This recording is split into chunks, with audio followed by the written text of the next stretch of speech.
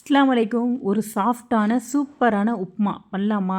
ரொம்ப தப்புமான்னு சொல்கிறீங்களா? செஞ்சு பாருங்கள், செம்ம டேஸ்ட்டாக இருக்கும். இப்போ ரவையை நல்லா வறுத்து எடுத்துடலாம். கலர் மாறணும்னு அவசியம் இல்லை, வாசம் வர வரைக்கும் வறுத்து அதை ஒரு சைடில் எடுத்துருங்க. 4 டேபிள் ஸ்பூன் எண்ணெய் சேர்த்துருக்கேன். கடுகு வெடித்ததும் கருவேப்பிலை சேர்த்துடலாம். ஒரே ஒரு பச்சை மிளகா, அது கொஞ்சம் பொரிஞ்சதும் ஒரு பெரிய வெங்காயம். நான் 3 டேபிள் ஸ்பூன் கடலைப்பருப்பை ஒரு 10-15 நிமிஷம் ஊற வச்சு அதையும் சேர்க்குறேன். கொஞ்சம் பொரிஞ்சதும் கொஞ்சம் உப்பு சேர்த்துடலாம். மல்லிக்கீரையை சேர்த்துட்டு வெங்காயம் கண்ணாடி பதம் வர வரைக்கும் கொஞ்சம் நல்லா வதங்கின பிறகு 2 டம்ளர் தண்ணி ஆட் பண்ணுறேன். ஒரு ரவைக்கு தண்ணி கூடுதல் குறைச்சல் வரும், பார்த்து ஊற்றிங்க. நான் 1 டம்ளர் ரவை எடுத்தேன், 2 டம்ளர் தண்ணி கரெக்டாக இருந்துச்சு. இப்போ தண்ணியை நல்லா கொதிச்சிருச்சு. கொஞ்சம் கொஞ்சமாக ரவையை சேர்த்து சூப்பராக மிக்ஸ் பண்ணிடலாம். அடுப்பு சிம் ஃப்ளேமில் இருக்கட்டும். இப்போ சூப்பராக ரெடி ஆகிடுச்சு.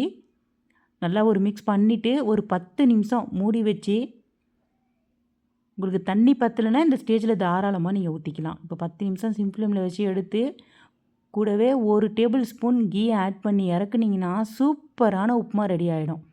கண்டிப்பாக இதே மாதிரி செய்யுங்க. செம்ம சாஃப்டாக செம்ம டேஸ்ட்டாக இருக்கும். இந்த வீடியோ பிடிச்சிருந்தால் லைக் பண்ணுங்கள், ஷேர் பண்ணுங்கள், மறக்காமல் சப்ஸ்கிரைப் பண்ணுங்கள்.